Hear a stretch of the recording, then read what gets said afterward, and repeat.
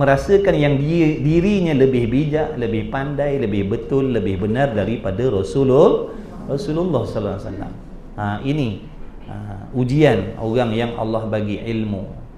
Bila ada ilmu ada ujian. Jahil pun ada ujian, yang ada ilmu pun akan diberi ujian oleh Allah. Di antara ujiannya merasa lebih pandai daripada orang lain. Itu pun dah dosa dah. Itu pun namanya takabbur. Kita merasakan kita lebih bijak daripada orang sebelah kita, itu pun dah namanya takabbur. Sedangkan orang sebelah tu sama macam kita. Ini kan pula takabbur dengan Nabi sallallahu alaihi wasallam. Lagilah sangat-sangat dibenci oleh Allah.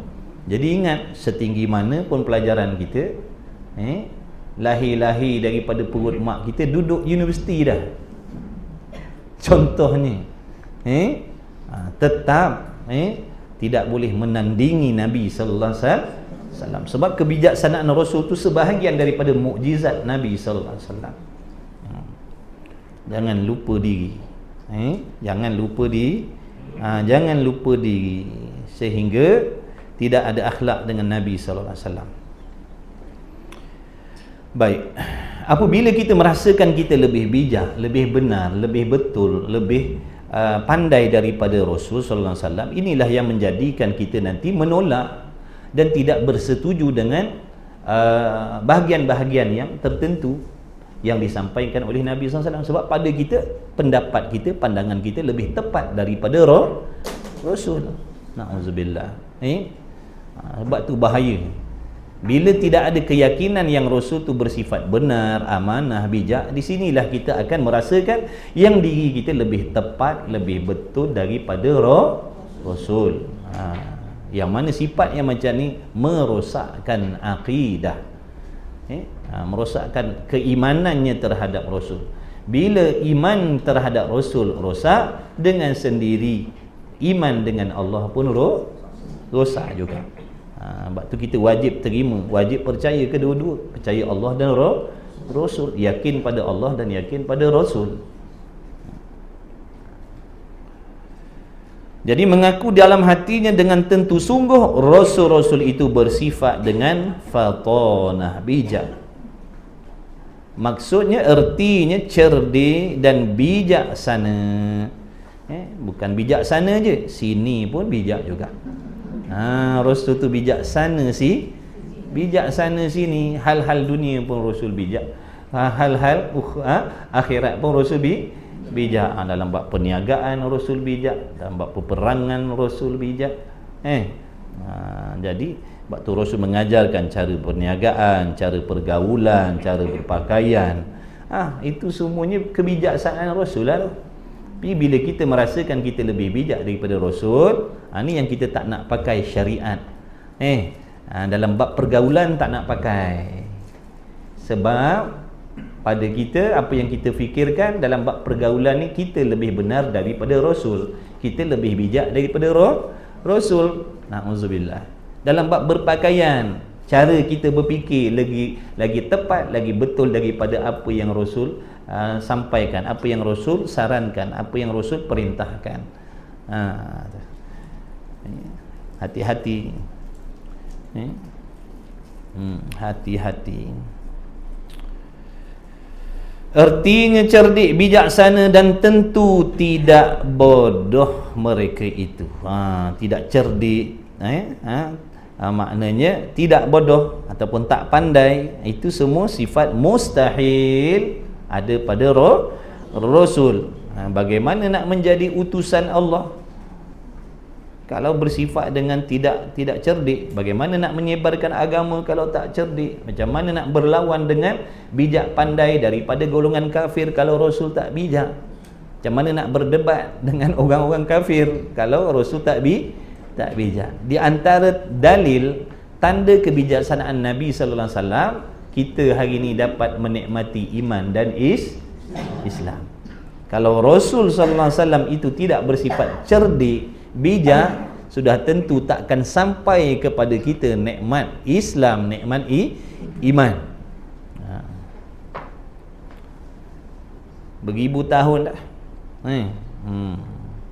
sampai kepada kita. Itulah di antara dalil bijaknya Nabi sallallahu alaihi wasallam.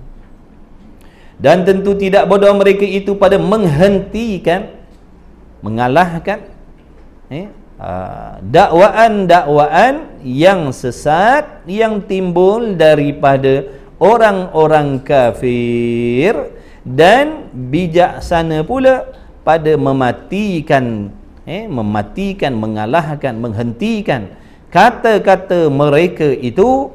Mereka itu, maksud mereka itu orang-orang yang sesat di kalangan orang-orang kafir pada masa itu.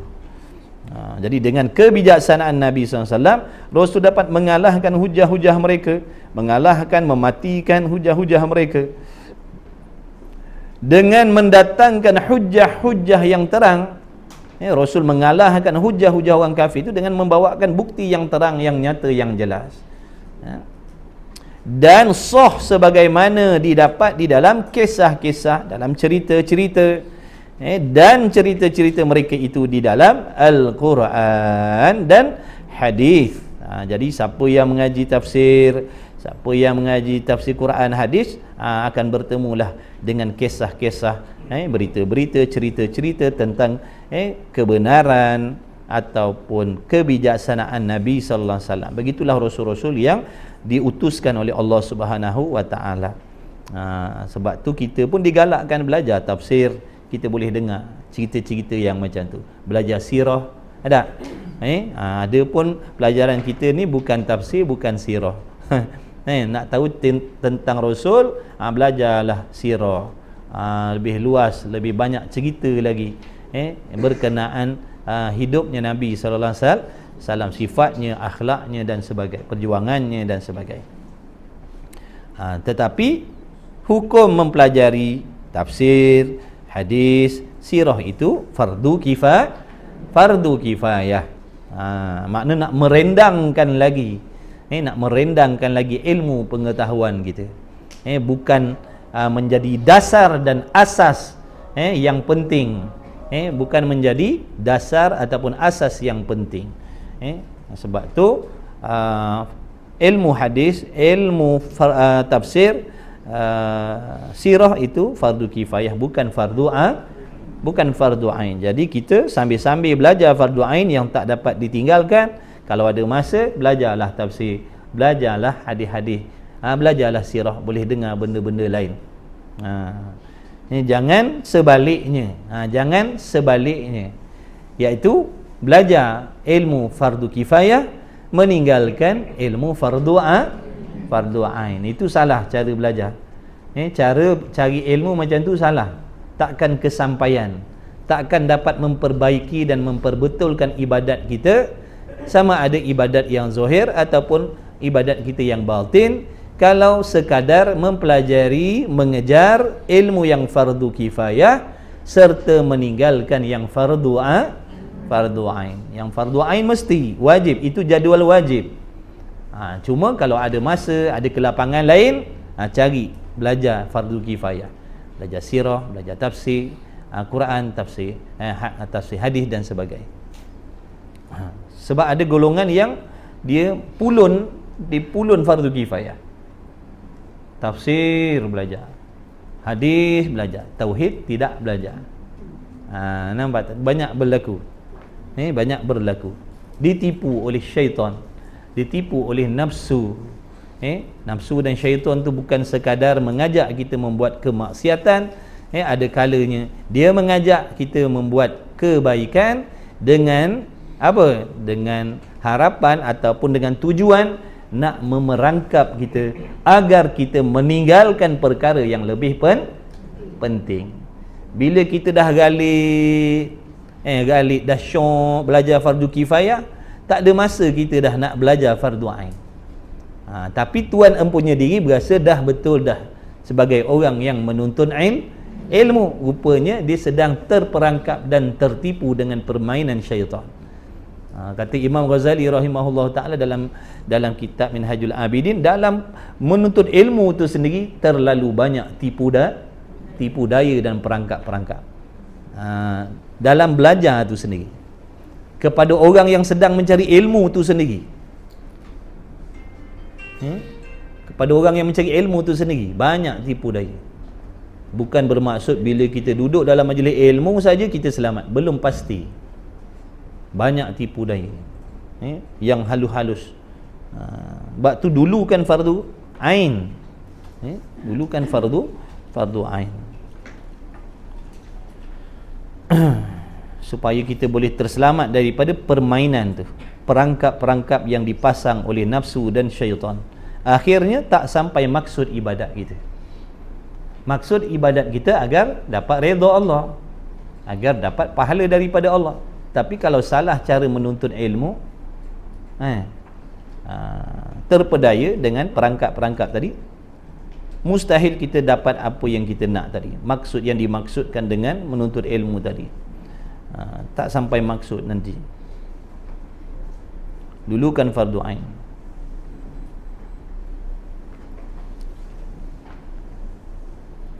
Dan hadis yang mereka itu mengalah dan mematikan dakwaan-dakwaan segala lawan-lawan mereka itu. Sebab itulah nak menjadi Allahumma salli ala sayyidina Muhammad, penyebar agama itu, mestilah sepatutnya kita kena jadi orang yang bijak. Sebab tu orang dulu-dulu anak yang bijak-bijak semua dihantar belajar agama. Sebab tu dulu lahir ramai alim ulama yang hebat-hebat, yang otak grade A+ hantar belajar. Kita akhir zaman dah bertukar. Yang dah tak boleh pakai kat sekolah baru hantar belajar agama. Betul ke salah? Yang betul-betul lah, yang salah salah. Ada orang yang pemikiran dia macam tu. Anak aku ni nampak macam tak boleh pergilah ilmu dunia ni. Tak dia jadi kaya ni budak ni. Belajar agama ni. Nampak tak? Belajar agama jadi pilihan terakhir. Pondok-pondok, tahfiz-tahfiz jadi macam tong sampah.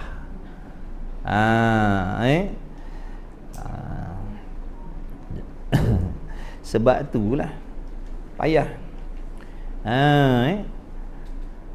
Tu di antara kelakuan masyarakat kita. Lepas tu pula dah hantar belajar, niatnya pula mudah-mudahan dengan agama ni nanti dia boleh dapat pekerjaan yang baik. Pula dah situ. Nampak tak tu? Macam-macam tipu daya. Dahlah tadi jadikan agama sebagai tempat pilihan yang terakhir. Lepas tu pula niatnya pun tujuan dunia. Nak juga dunia tu, sehingga dijadikan agama, ilmu agama sebagai Allahumma salli ala sayyidina maksud untuk mendapatkan dunia. Jaga niat kita. Jaga niat kita belajar agama kita sendiri dan yang menghantar anak-anak belajar agama. Jaga, jangan kita menghantar anak-anak kita belajar agama kerana dengan niat kita mudah-mudahan nanti dia dapat tawaran pekerjaan. Na'udzubillah. Jual agama dengan dunia yang sangat murah. Dibimbangi matinya su'ul khatimah, sekalipun dia alim, sekalipun dia penghafal Quran, penghafal hadis, matinya su'ul khatimah. Kerana dia belajar agama bukan tujuan nak memperbaiki ibadat, tapi nak jadikan jalan mendapatkan dunia. Na'udzubillah. Minta Allah jauhkan. Betul dah hantar agama tu niat. Tapi adalah hikmah Allah jadikan kadang-kadang budak tu bermasalah di sekolah. Allah nak bagi mereka tu duduk di tempat yang lebih baik, yang lebih selamat, lebih terjaga. Cuma kita ni kadang-kadang nak cerita pemikiran tadi tu. Makna agama ni pilihan terakhir. Tu yang salah, tang situ salah. Yang bijak-bijak lah kena ajar agama, barulah jadi ulama yang hebat. Kalau dah yang lemah, jadi macam mana nak menghasilkan ulama yang bijak seperti Nabi sallallahu alaihi wasallam ni?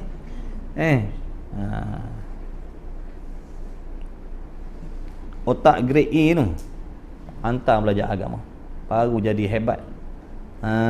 Baru jadi hebat, baru mudah nak menyebarkan agama, baru boleh nak mempertahankan agama. Sebab dia bijak. Orang yang sesat-sesat tak boleh nak menyampaikan, akan disekat oleh orang yang bijak-bijak dalam agama kita tadi tu.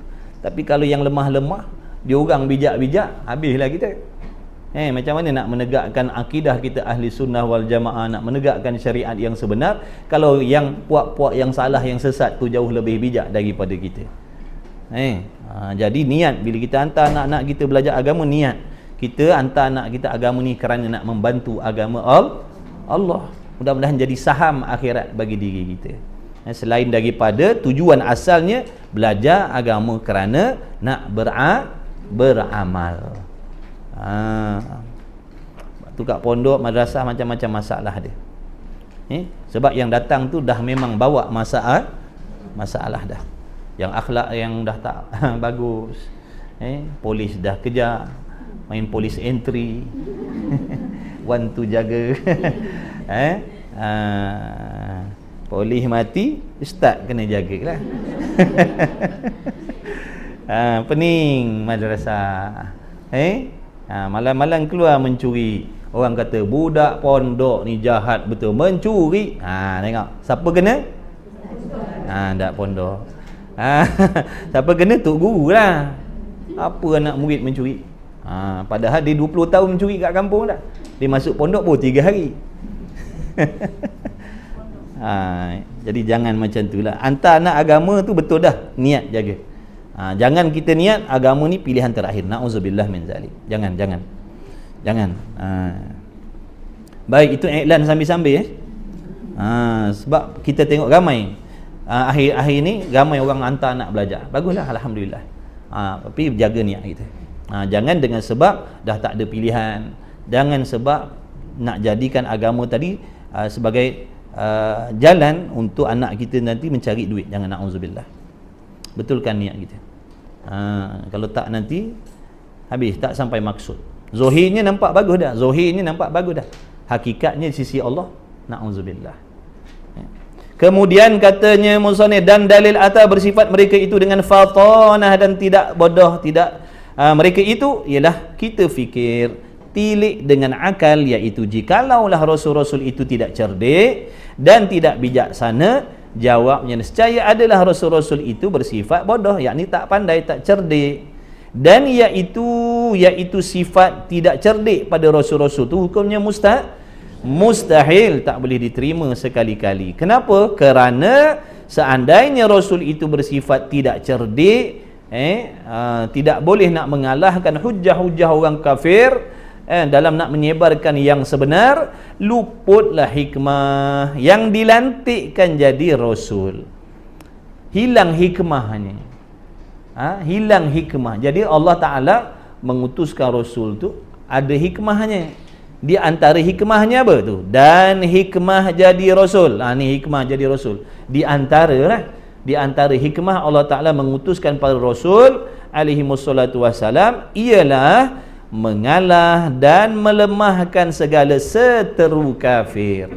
Mengalahkan seteru kafir, mengalahkan dalam bab pemikiran dan mengalahkan dalam bab peperangan. Bukan mengalahkan di medan peperangan saja, mengalahkan dalam bab pemikiran. Sebab tu kita, pemikiran kita orang Islam jangan terkalah oleh pemikiran orang bukan Islam.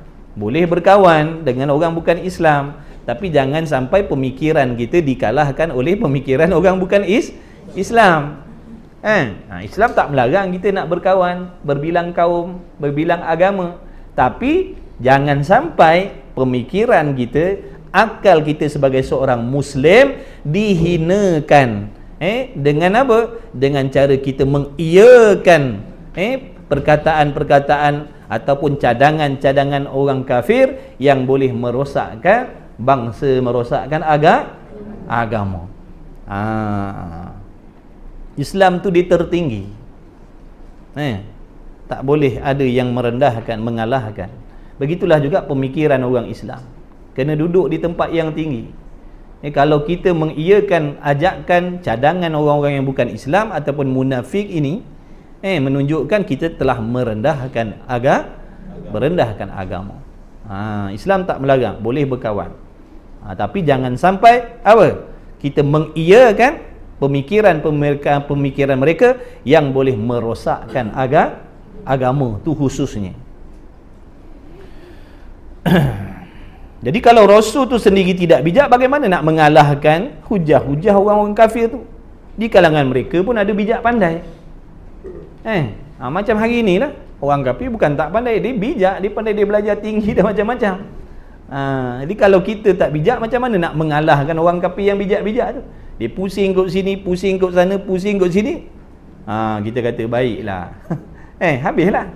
Sebab tu kita kena bijak lebih daripada mereka lagi. Jadi Islam, agama tak melarang hantar anak kita belajar pandai-pandai, dengan niat nak jaga agama. Betulkan niat kita. Hantar anak supaya belajar pandai-pandai sebab nak jaga ibadat, nak jaga agama, bukan kerana nak meraih, nak mengumpul keduniaan, bukan. Betulkan niat kita. Sia-sia je hidup kita kalau kita berusaha bekerja, anak-anak kita berusaha bekerja tapi niatnya semata-mata nak membenarkan ataupun nak meluluskan kehendak hawa nafsu, iaitu apa? Nak mencari keduniaan, nak bermewah-mewah atas dunia, nak bersenang-senang atas dunia. Maka sia-sialah. Daripada belajar sampai dia dapat pekerjaan tu semua sia-sia, tak dikira sebagai ibadat. Sebab apa? Niatnya bukan untuk ibadat, niatnya untuk nak mengikut kehendak hawa nafsu, nak hebat, nak kaya, nak megah. Itu bukan ke nafsu. Ibadat bukan macam tu. Sebab tu betulkan niat daripada belajar sampailah mendapat pekerjaan. Niat kerana nak memudahkan ataupun nak menolong ibadat. Itu nombor satu. Yang lain-lain tu dengan sendiri nanti Allah akan bagi. Jangan dikiblatkan niat kita tu tadi. Kiblatnya belajar tadi nakkan gini benda-benda dunia, jangan. Jadi sia-sia. Imam Ghazali kata dalam kitab, barang siapa yang bersusah payah, yang berkorban atas dunia ni bukan dengan niat dan tujuan yang bersangkut paut dengan ibadat, semuanya tidak dikira ibadat. Tak dapat pahala lah. Rugi nak keluar duit, nak belanja, nak belajar, keluar duit, belanja. Tapi sayang bila duit ni dibelanjakan atas usaha bukan yang ada bersangkut paut dengan ibadat, habis. Tak dikira pahala. Jadi sia-sia je. Taubat kepada Allah. Allah Maha menerima taubat. Betulkan niat kita. Apa pun semua kena sangkutkan dengan ibadat. Apa pun. Sebab tu matlamat kita dihidupkan oleh Allah. Itu matlamat dan tujuan kita dihidupkan oleh Allah supaya ibadat. Adapun kekayaan, kesenangan, kemewahan itu bukan tujuan. Itu bukan tujuan asal kenapa kita dihidupkan oleh Allah. Tujuannya ibadat. Jadi apa pun yang kita buat sangkutkan dengan ibadat.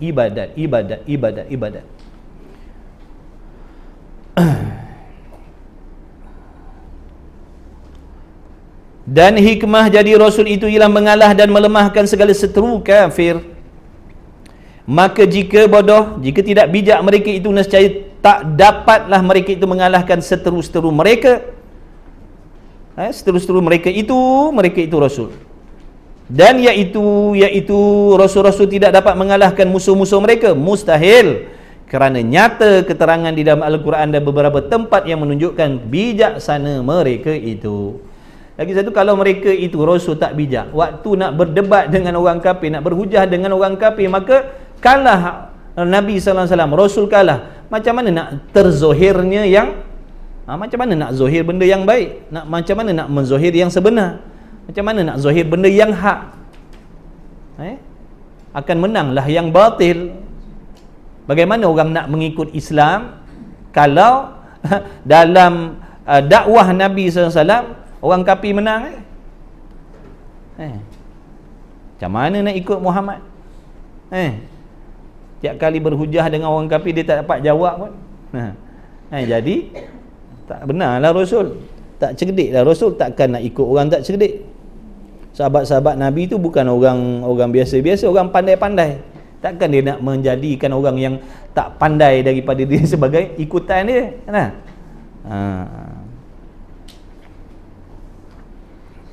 Bila Rasul tak bijak, tak dapat nak mengalahkan. Maka berleluasalah pahaman-pahaman, ajaran-ajaran yang sesat. Berleluasalah, makin banyaklah fahaman yang salah. Sebab yang benarnya tak menang. Waktu tuan-tuan kena, kalau yang hantar anak belajar agama, betulkan niat. Mudah-mudahan anak-anak kita yang belajar agama tu jadi pendokong-pendokong agama yang boleh menegakkan kebenaran, menzahirkan yang benar, berdakwah, menyampaikan yang benar, menegur yang salah-salah. Kalau makin ramai puak-puak yang sesat lagi menyesatkan ni, habislah kita. Yang bijak di pihak yang benar makin tak ada. Yang bijak di pihak yang benar makin tak ada. Yang bijak di pihak yang tidak benar makin ramai. Tu masalah tu. Akhirnya nanti tinggallah ulama-ulama yang yang jahat-jahat dia. Yang benar-benar ulama akhiratnya dah tak ada, makin tak ada.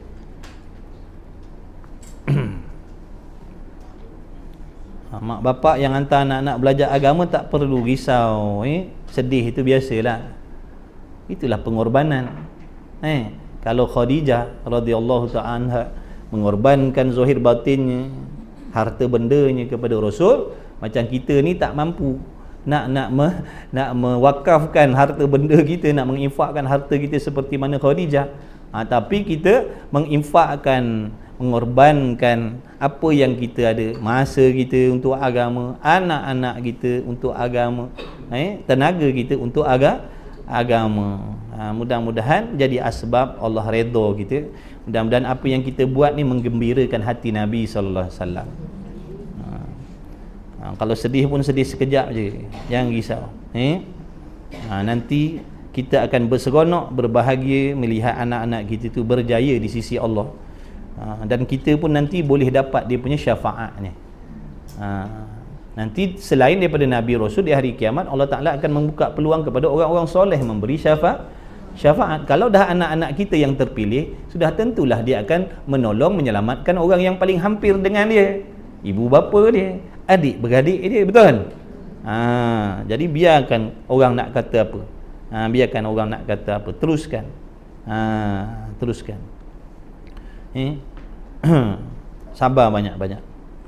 Kalau ada masalah dekat madrasah tu, pandang tepi je lah, tolak tepi je lah. Jangan nyamuk punya pasal kita nak berhentikan anak.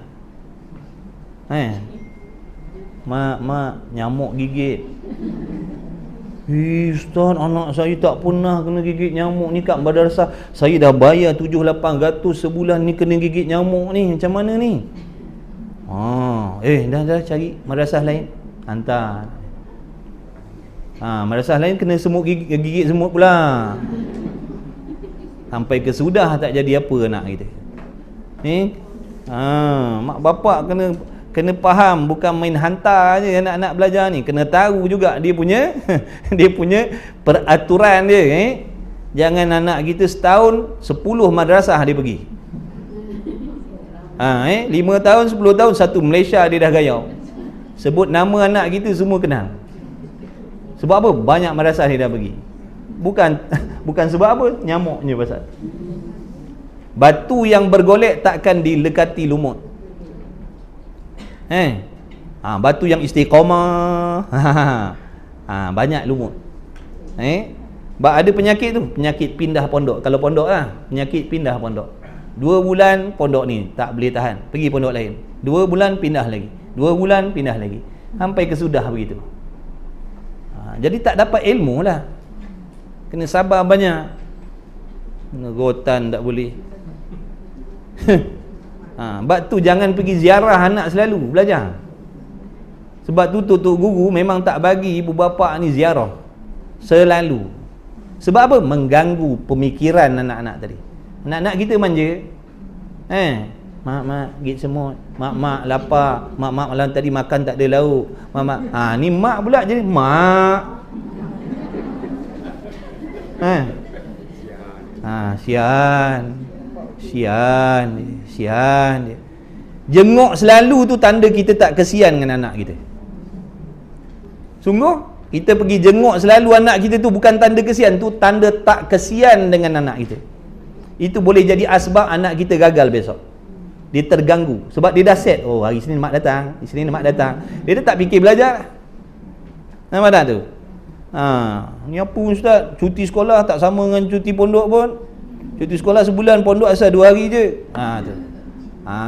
Kena tahu kenapa. Bukan nak zalim, nak jaga budak ni. Budak ni bakal jadi permata ni, kena jaga baik-baik. Dia tak boleh campur sebarang. Sebab dekat luar ni macam-macam anasir yang ada. Berapa banyak budak-budak duduk pondok balik bercuti tak balik pondok dah. Sebab apa tu? Rumah hanya pasal. Nampak tak? Jadi mak bapak tolong faham. Bila kita hantar anak kita madrasah, maknanya kita dah meletakkan amanah dan kepercayaan kepada guru mendidik anak kita sampai berjaya. Tu pun iklan juga tu sambil-sambil. Ni dalam ni ada setan, dalam ni ada nafsu. Dia akan jadikan masalah yang kecil-kecil tu diperbesar-besarkan. Kadang sebab dia tu anak kita tak boleh belajar dah. Nampak tak? Tepuk tangan, berjaya dia cakap. Kena sabar banyak. Nanti dia akan menggembirakan kita di hari kiamat. Tapi kalau dia menggembirakan kita kat sini tapi menyedihkan kita di hari kiamat besok. Kat sini kita seronok tengok dia berjaya, kaya, mewah. Na'udzubillah, hari kiamat contoh amalnya tak diterima oleh Allah. Apa kita nak kata? Jadi sabarlah sekejap. Kemudian katanya musannif lagi. Dan lagi pula jikalau mereka itu bodoh nescaya seorang pun tidak yang mengikut mereka itu. Dah kalau mereka tu rasul-rasul tak bijak, siapa nak ikut? Siapa nak ikut? Dah orang-orang dulu-dulu dengan sifat ego dia. Ketua-ketua kabilah orang hebat-hebat, takkan nak ikut orang tak pandai. Dan lagi pula jikalau mereka itu bodoh nescaya seorang pun tidak yang mengikut mereka itu. Kalau begitu kejaplah, dengan makna apa kejap? Tetaplah, teguhlah, mantaplah, jitulah, padulah. Tu. Di hati kita bahawa sekalian rasul, sekalian, tidak terkecuali seorang pun, semua rasul itu bersifat dengan fatanah. Begitulah juga para nabi. Sekalian nabi bijak. Tidak bodoh mereka itu. Wallahu a'lam. Maka kesimpulan daripada tu, selain daripada benda ni bersangkut paut dengan akidah, hendaklah kita berusaha mencontohi sifat-sifat Rasul, sekalipun mustahil nak ikut 100% mustahil. Ini sifat terpuji. Kena berusaha sekuat mungkin, kena niat, kena ada impian nak menjadi orang yang bersifat benar zahir dan batin, yang bersifat amanah zahir dan batin. Makna amanah apa? Tidak melakukan kemaksiat. Kena ada. Jangan kita kata alah kita bukan rasul. Jadi perkataan yang macam ni akan memudahkan kita akan membuat benda yang dilarang oleh Allah dengan senang hati, dengan alasan kita bukan rasul. Nampak tak? Kena ada rasa bersalah, kena ada rasa berdosa. Sekalipun kita bukan nabi, bukan rasul, tiap-tiap kali kita melakukan perkara yang dibenci oleh Allah. Jangan kita set dalam kepala kita, apalah salah, aku orang biasa, bukan nabi, bukan rasul, bukan ulama pun, jadi tak ada masalah lah buat benda-benda macam ni. Inilah yang akan menyebabkan kita istiqamah dalam maksiat, tak ada perasa nak berubah yang jadi yang lebih baik. Sebab kita dah set dah. Kita bukan nabi, kita bukan rasul. Jadi apalah salahnya? Jadi kita akan berseronok lah, tak rasa bersalah lah. Jadi mudah-mudahan Allah bagi taufik kepada kita boleh meniru akhlaknya Nabi SAW yang zahir dan yang batin. Banyaknya kita tiru yang zahir je, yang batinnya tidak. Zahirnya ikut tapi batinnya tidak, tak benar, hati tak ikhlas, hati tak bersih. Tu makna tak ikutlah tu, tak ikut lagi tu. Fattabi'uni yuhibbukumullah. Kena ikut akan daku kata Nabi, maknanya ikut zahir dan batin, bukan ikut zahir je. Akhlaknya yang zahir, akhlak hatinya pun kena tiru. Yuhibbukumullah, barulah kamu dikasihi oleh Allah. Kalau kita ikut zahir je, batinnya tak ikut, zahirnya ikut sunnah dah. Macam-macam sunnah kita amalkan, macam-macam amalan sunnah kita ikut, tapi hati kita tak mengikut pun sunnah Nabi SAW. Berpenyakit hasad, dengki, suka cari salah orang, korek rahsia orang, itu bukan akhlak Rasul, itu bukan akhlak hati Nabi. Pendendam, Rasul pemaaf. Betul? Betul ke tidak? Dah ada nak jadi pemaaf ke tidak? Belum? Ada tak lagi orang yang belum kita maafkan? Ada tak? Kalau ada, maafkan. Serahkan kepada Allah. Makna jangan cuba usaha, tak boleh paksa. Ingatkan kelebihan Allah, kan lebih redha pada aku, Allah kan sayang pada aku. Rasul seronok dengan aku. Macam tu. Daripada jadi pendendam. Dah kita maafkan, dan kita jangan ambil tahu dah. Mana tak nak ambil tahu dah, sebab tak nak mendatangkan masalah. Cukup dengan memaafkan, lepaskan. Wallahu a'lam. Mudah-mudahan Allah lah yang uruskan. Makna kita tak ada nak ada pertalian dengan apa-apa lagi dah. Kalau tak berdendam, masih lagi ada tu, ada hubung kait lagi. Masih ada hubung kait lagi, makin ada fitnah lagi dalam hati. Tapi kalau kita dah memaafkan, stop cerita dah. Tapi minta maaf, tak boleh nak rapat. Sebab apa? Takut terjadi benda yang tak nak. Macam tu. Serah kepada Allah. Sebab kita nak cuba tiru akhlak Nabi SAW yang bukan pendendam. Baik lelaki, baik perempuan, sama je. Kita orang perempuan pun sama, kena tiru akhlak Nabi SAW. Orang lelaki pun sama. Sebab Nabi tu dicontohi, untuk dicontohi oleh laki-laki dan perempuan yang Muslim. Kemudian kata musannif lagi, sambung, pukul berapa dah? 10:30. Daripada sini ke kandang berapa minit? 20 minit? Ada? Tak sampai? Nak pergi kandang lepas ni. Pergi ke kandang lembu bukan? Tempat kandang. Tak ada lembu, ada nak ambil barang. Nak pergi ke kandang. Tak apa, kita sambung sikit lagi. Bismillah, sambung lagi. Huraian yang kelima bagi Rasul, iaitu sifat jaiz. Artinya, erti jaiz, sifat yang harus. Ini pun masuk dalam akidah juga ni, pegangan terhadap Rasul. Wajib pada syarat apa maksud harus? Boleh berlaku dan boleh tidak berlaku. Itu maksud sifat yang harus. Kalau yang wajib, yang mesti berlaku. Kalau mustahil, yang mesti tidak sekali-kali berlaku pada Rasul. Tapi bila sebut harus, boleh berlaku dan boleh tidak berlaku. Wajib kita tahu. Sifat ni sifat yang harus bagi Rasul, tapi wajib kita tahu, bukan harus kita tahu. Wajib tahu. Dan wajib diiktikadkan dalam hati. Wajib pada syarak juga atas tiap-tiap mukallaf mengetahui serta mengaku di dalam hatinya dengan bahawasanya sekalian Rasul-Rasul itu harus jatuh, makna harus berlaku. Jatuh tu makna berlaku.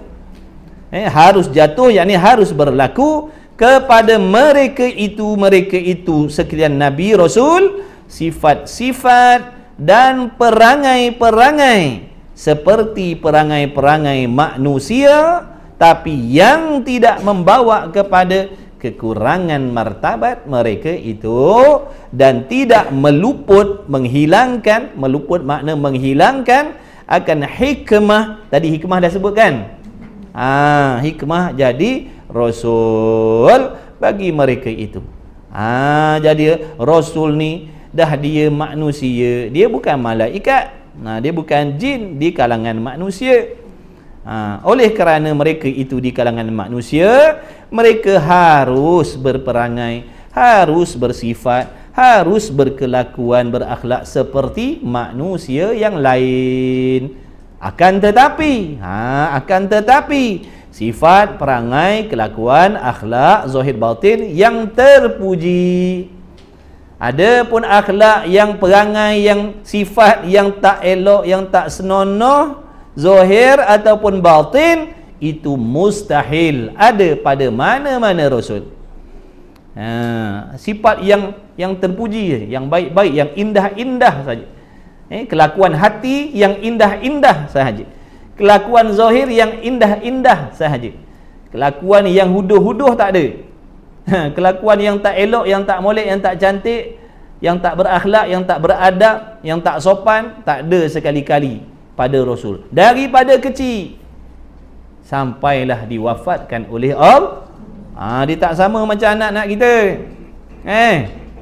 Cakap tinggi suara, menengking-nengking tu tak ada, minta maaf tak ada pada roh, tak ada. Walaupun waktu kecil, tak ada. Jangan samakan macam anak kita. Dia istimewa. Istimewa. Lebih-lebih lagi waktu dilantik oleh Allah menjadi Rasul, lagilah terpelihara daripada perangai yang tak baik. Kalau tak nanti dicontohi. Lagi pula orang akan boleh apa tu? Orang akan boleh dakwa nanti. Orang boleh pertikai. Sekarang ni tak payahlah Muhammad nak suruh kita orang ni cakap baik-baik. Kau pun dulu waktu kecil pun macam kita orang juga. Nampak tak tu? Ada tak peluang orang nak merendahkan? Nampak tu Allah jaga bila kecil lagi. Jangan main-main. Ni bukan sebarang makhluk. Semulia-mulia makhluk yang diciptakan oleh Allah Subhanahu wa taala. Cakrawala ni, dunia akhirat, syurga neraka. Sekalian makhluk ni nisbah kepada makhluk yang semua yang dijadikan oleh Allah, yang zahir, yang gaib, yang nyata, yang tidak. Yang paling mulianya Nabi kita Muhammad sallallahu alaihi wasallam. Nak bandingkan syurga, mulia lagi Nabi sallallahu alaihi wasallam. Masya-Allah, subhanallah. Hebat Allah taala menjadikan akhlak Nabi sallallahu alaihi wasallam terbaik. Terbaik. Adapun akhlak yang tak elok tu tak ada. Mana contohnya? Perangai seperti manusia. Seperti tu seperti, jap cari mana seperti. Jap rabun ni nak lagu mana rabun? Tu seperti makan. Rasul makan. Rasul pun merasakan lapar. Bahkan dia lagi lapar daripada kita. Sampai ikat perut dengan batu no. Kita pernah? Mana ada? Makan buang-buang. Ikan gelama pelekeh kan? Hari-hari gelama. Ikan ni tak makan ikan ni. Ini tengok sombong bukan main lagi. Tunggu nanti patuk jagung sekali dengan ayam dalam reban. Jangan sombong dengan rezeki yang Allah sampaikan. Sampai benda tu masuk ke dapur kita tu, Allah lah yang hantar tu. Jangan perlekeh, jangan pesenda. Jangan sombong. Nanti Allah uji kita baru kita tahu. Mana sombong dulu, tak pandang jagung. Sekarang kau makan dengan ayam, bergebut dengan ayam sekarang.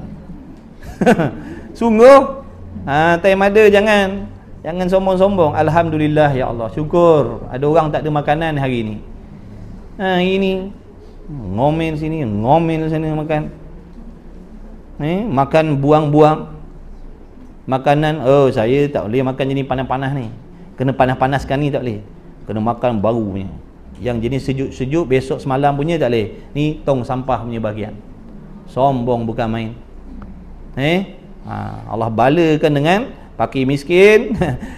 Bala dengan peperangan. Tengok. Jangan kata dalam tong sampah, rumput pun kita gagut macam lembu besok. Sungguh. Jadi hati-hati. Nak kena jaga semua. Semua tu rezeki daripada Allah. Jangan sombong. Jangan sombong. Apa yang ada makan, alhamdulillah, rezeki Allah bagi. Yang ditolak ni kalau makanan tu haram, tapi selagi halal kena terima. Alhamdulillah ya Allah. Bukan hari-hari Allah bagi kita makan tak sedap, betul? Banyak sedap daripada tak sedap sebenarnya. Tapi tu nafsu kita tu, nafsu. Makan kerana nafsu, bukan makan kerana nak ibadat. Makan kerana nak ibadat ni macam mana? Dia makan asalkan kenyang. Makan asalkan boleh mendatangkan tenaga. Tu makan untuk ibadat. Tapi makan untuk nafsu bukan macam tu. Makan untuk nafsu nak nak sedap-sedap. Yang mewah-mewah itu makan kerana nafsu, tu bukan makan kerana ibadat. Ada tak orang kalau tak makan KFC tak boleh semayang? Ada? Saya tak larat lah nak semayang sunat. Sebab apa? Oh, tak makan KFC lama dah. Tak makan McDonald lama dah. Jadi makan bersedap-sedap bukan tujuan ibadat. Itu kata makan yang berlebih-lebih tu. Jadi sekalipun halal, Islam menyuruh kita supaya kawal. Bukan tak boleh. Boleh. Tapi kawal. Jangan sampai nanti dah menjadi beradat, yang sedap-sedap, yang nikmat-nikmat, yang lazat-lazat, kita merendah-rendahkan makanan yang biasa. Sedangkan tengok orang pakai miskin tu, jauh lebih susah daripada kita cari makanan dalam tong-tong sampah. Betul? Kalau dia kaya macam kita, senang macam kita, mustahil dia buat benda macam tu. Jaga. Semua nak kena jaga. Islam nak jaga semua. Islam nak jaga semua supaya kita ni sentiasa duduk dalam redha Allah Subhanahu wa taala. Dalam bab makan minum semua ada kan dalam Islam, semua jaga. Cara makan, cara minum, apa makan, apa nak minum.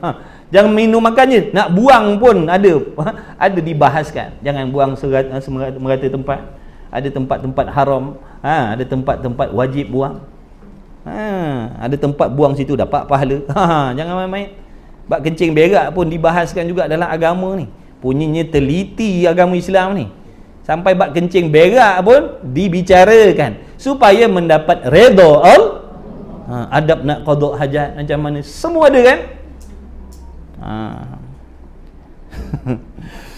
Jangan berak bawah pokok durian orang, bawah pokok mempelam orang.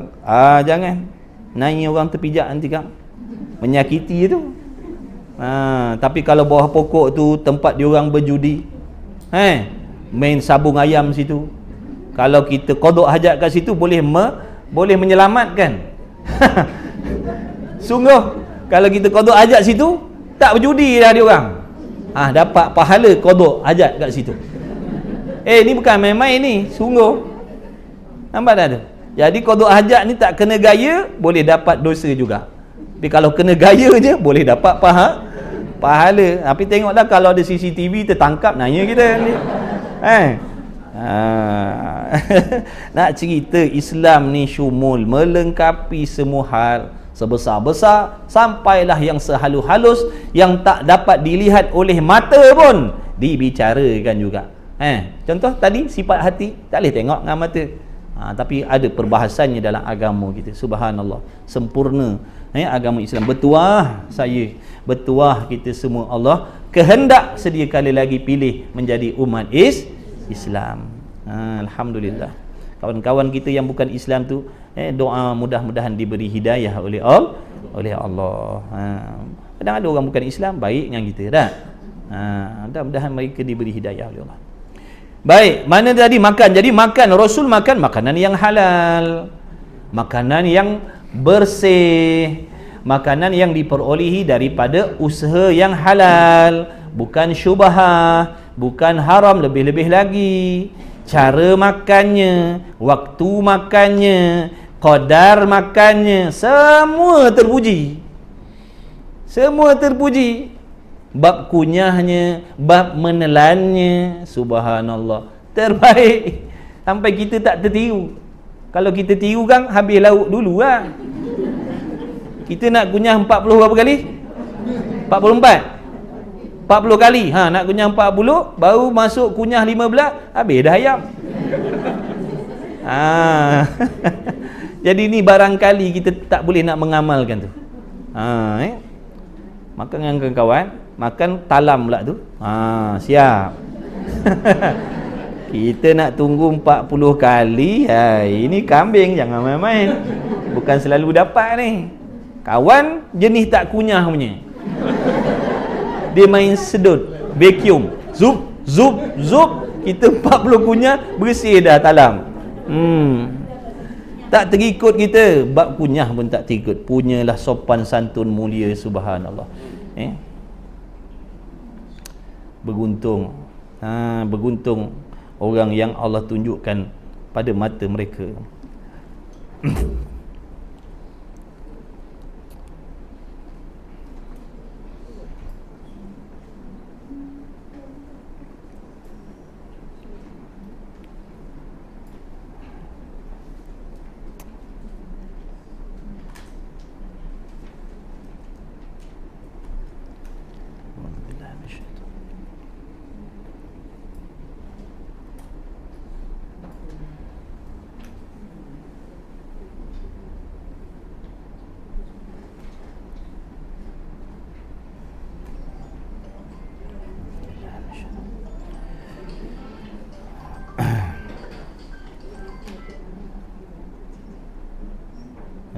Allahumma salli ala sayyidina Muhammad.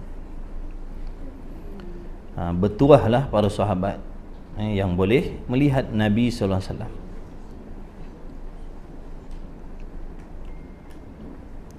Alhamdulillah.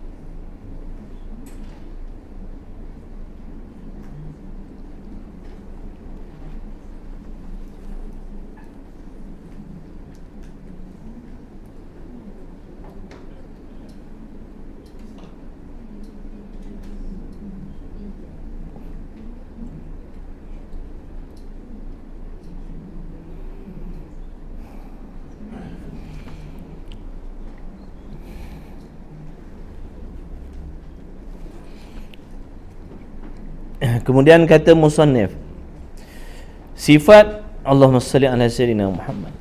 Kemudian sifat yang harus bagi Rasul seperti makan contohnya. Tapi makan makanan yang halal, makanan yang bersih daripada sumber yang halal. Cara makannya, akhlak makannya, adab makannya, waktu makannya. Contoh apa? Makan sebelum lapar. Betul? Makan waktu lapar. Dah lapar baru makan, kemudian berhenti sebelum kenyang. Itu semua akhlak Nabi SAW yang sangat-sangat mulia. Kemudian minum, Rasul minum macam kita juga, tapi minumannya yang bersih. Cara minumnya, adab minumnya, cara teguknya.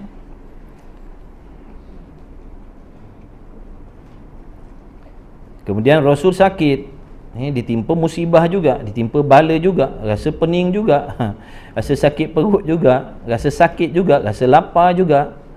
Itu contoh-contoh sifat yang harus bagi Rasul. Makna mereka bersifat seperti manusia yang lain juga, tapi yang terpuji sahaja, yang mulia sahaja, yang agung-agung sahaja. Kemudian berkahwin, kemudian bersuka-suka, makna bergurau senda, berseronok, berhibur dengan isteri-isteri dan sebagainya. Banyaklah perangai manusia itu banyak, kelakuan manusia itu banyak. Daripada perangai-perangai yang tidak mengurangkan martabat dan meliarkan manusia. Apa maksud meliarkan? Menimbulkan rasa tak elok dalam hati manusia yang melihatnya, yang memandangnya. Itu meliarkan manusia ni, makna menyebabkan hati manusia itu nak lari daripada dia, ataupun tubuh badan kita nak lari daripada dia. Bahkan siapa sahaja yang melihat Nabi SAW ni mesti tak nak berpisah dengan Nabi SAW. Mesti terpikat dengan akhlaknya. Subhanallah. Allahumma salli ala sayyidina Muhammad. Mudah-mudahan kita direzekikan oleh Allah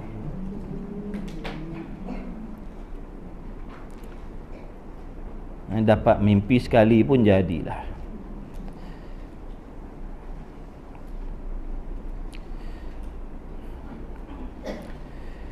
Ada pun perangai-perangai yang mengurangkan martabat. Ada pun perangai manusia yang mengurangkan martabat, yang tak elok, yang tak baik, yang tak indah, dan meliarkan akan manusia. Contohnya seperti makan sambil berjalan, makan sambil berjalan, makan sambil berborak-borak. Itu tidak ada sekali-kali pada mana-mana Rasul, khususnya Nabi kita Muhammad SAW. Makan sambil berjalan, makna sambil tatang pinggan, jalan pergi mari, gitu. Adapun kalau kita duduk dalam kenderaan, kereta api ke, kapal terbang ke, makan tak ada masalah. Namakan tak makan dalam kereta api kan, namakan tak makan dalam kapal terbang daripada Malaysia sampai ke Mekah Madinah, tak makan. Sebab Rasul tak makan sambil berjalan, kata dia. Dah dalam kenderaan boleh, yang tak bolehnya jalan kaki tu sambil-sambil berjalan ngongek makan. Dan mana lagi? Dan gila. Penyakit gila tidak ada sekali-kali pada mana-mana Rasul yang diutus oleh Allah, ataupun ditimpa penyakit atas mereka itu dengan penyakit yang meliarkan ataupun yang menjijikkan manusia pada pandangan ataupun dalam hati. Tak ada. Seperti penyakit badam, itu jenis penyakit kulit, penyakit pecah belah, penyakit sopak dan sebagainya. Banyak lagi lah. Tubuh badan berbau, mulut berbau, apa lagi lah, macam-macam lah jenis penyakit yang meliarkan. Semua itu, maka itu semuanya mustahil. Tidak ada sekali-kali pada mana-mana Nabi dan Rasul, khususnya Nabi kita Muhammad sallallahu alaihi wasallam. Indah semua, harum semua, wangi semua, perkataannya indah.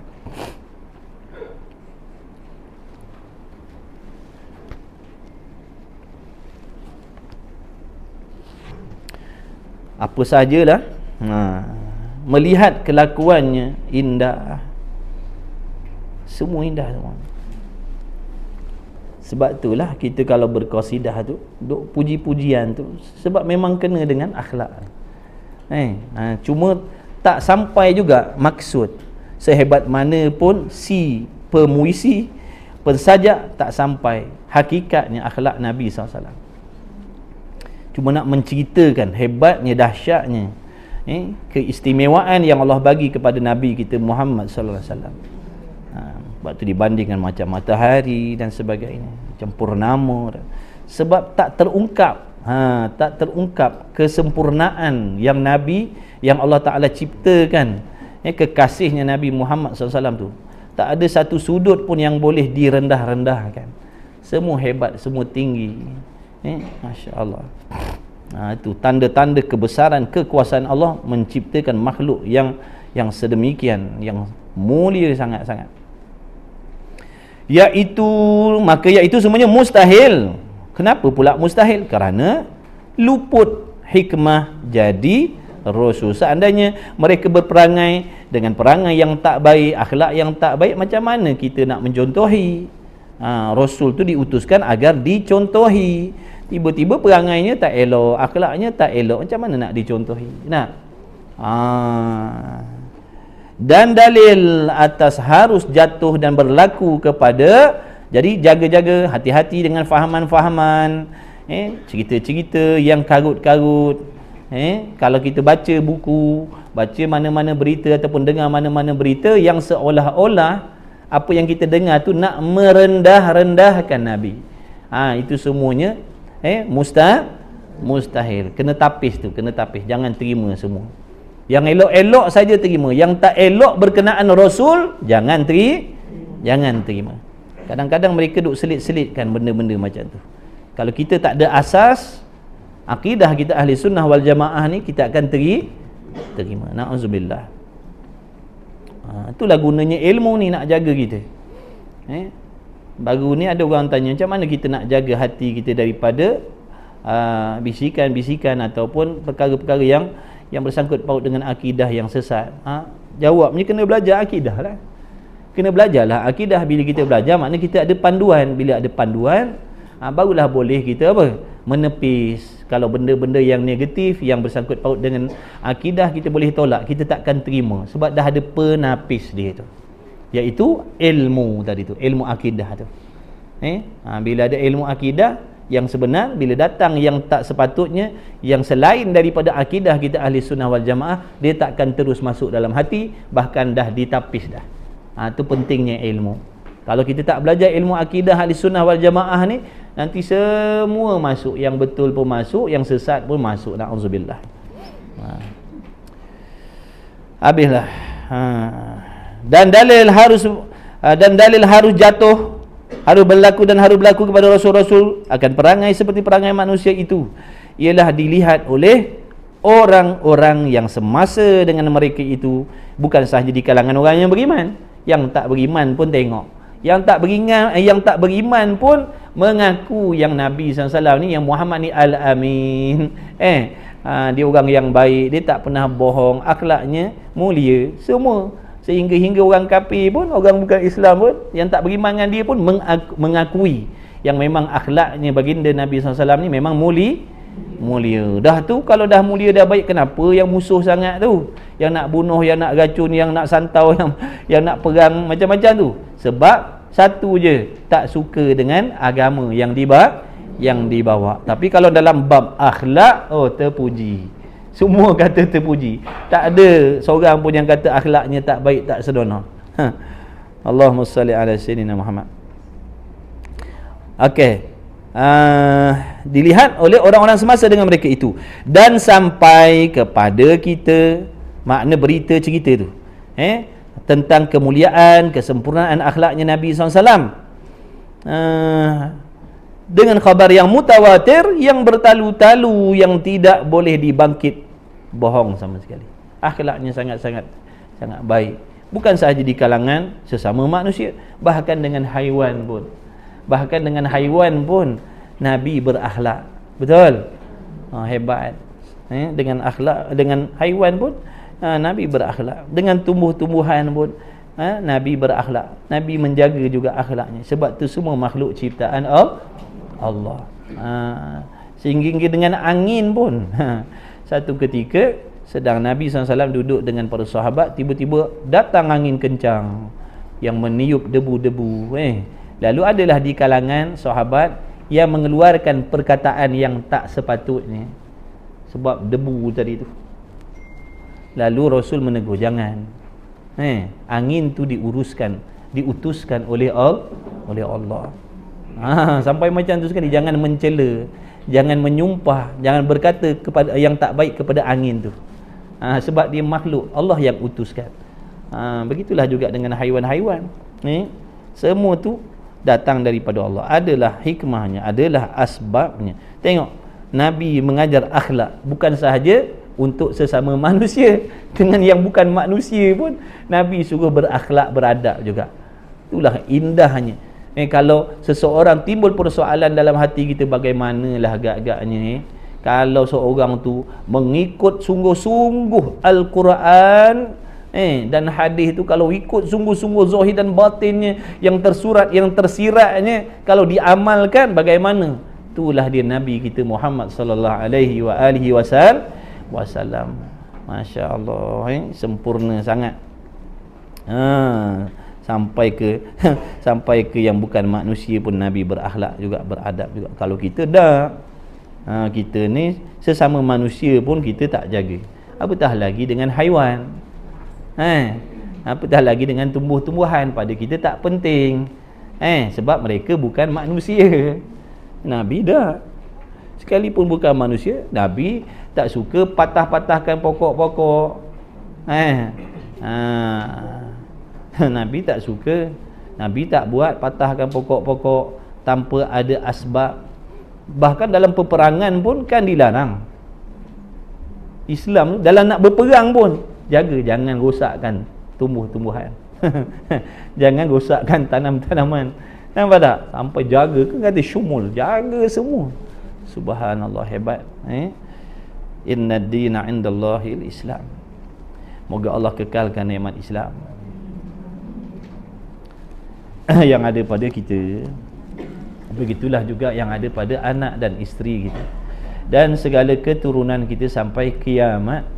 Dengan berkat Nabi kita Muhammad sallallahu alaihi wasallam, mudah-mudahan Islam, iman, ihsan kita dijaga oleh Allah Subhanahu wa taala, asbab kemuliaannya Nabi kita Muhammad sallallahu alaihi wasallam. Cukuplah sekadar tu, insya-Allah. Mudah-mudahan dengan keberkatan majlis ilmu kita pada pagi ini, kita semua yang hadir, yang mengikuti, mendapat redha daripada Allah Subhanahu wa ta'ala, mendapat keampunan daripada Allah, mendapat ilmu yang bermanfaat, diberikan taufik untuk beramal dengan ilmu, diberi taufik untuk berusaha mencontohi akhlaknya Nabi Muhammad SAW, zahir dan batin. Mudah-mudahan dipermudahkan segala urusan antum semua, diberi keberkatan dalam apa sahaja yang diusahakan, dilimpahkan rezeki yang halal, yang luas, lagi halal, lagi berkah. InsyaAllah dilahirkan di kalangan kita anak-anak yang soleh, solehah, yang bertakwa, khususnya diri kita sendiri. Moga-moga dijadikan oleh Allah hamba yang bertakwa. Bila kita bertakwa, insya-Allah tidak akan ada yang terzolimi oleh diri kita.